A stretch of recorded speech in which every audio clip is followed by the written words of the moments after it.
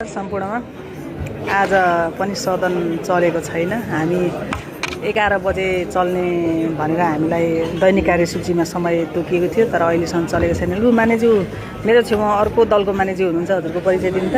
नमस्कार, म निराशा चौधरी डङ्गौरा कञ्चनपुरबाट। अहिले हामी अब सँगसँगै छौँ, प्रतिपक्ष भएर हामी श्रम संस्कृति, एमाले, काङ्ग्रेस, नेकपा अनि राष्ट्रिय प्रजातन्त्र पार्टी, हामी 5वटा दलका प्रतिपक्षमा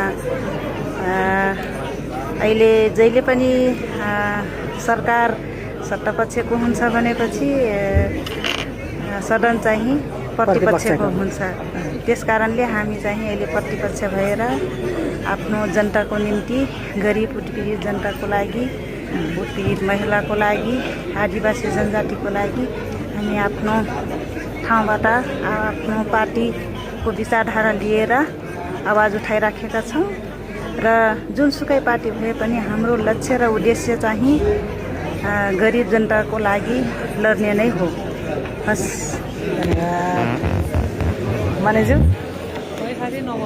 आउनु न। नमस्ते सबैजनालाई। म चाहिँ राष्ट्रिय प्रजातन्त्र पार्टीको धादिङ जिल्ला मेरो घर, सरस्वती लामा। अब के भन्नु यस्तो, अब चुनावको बेला हामी जुनसुकै पार्टीबाट लडे पनि होइन, जुनसुकै पार्टीबाट उठे पनि जिते पनि यो संसद भवनभित्र चाहिँ पार्टीको हामी कुरा गर्दैनौँ नि त।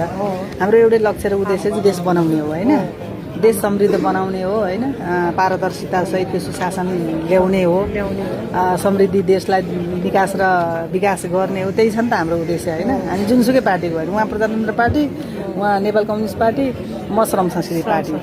तर अब यो संसद हलभित्र यो गरिमामय सदनमा बसेको बेला चाहिँ हामी पार्टीको कुरा गर्दैनौँ। कसरी चाहिँ हामी देश विकास गर्छौँ, हामी कसरी अग्रगतिमा देशलाई लान्छौँ होइन, सुशासन हामी कसरी ल्याउँछौँ भन्ने कुरा नि हामी गर्छौँ होइन। यसै गरी अब आज सदन चलेको छैन। हामी सबैको लक्ष्य एउटै हो। हामी यहाँभित्र चाहिँ कुनै पार्टीको यताउता भन्ने कुरा आउँदैन। हामी सबै एउटै हो, हाम्रो लक्ष्य एउटै हो। हस्, धन्यवाद।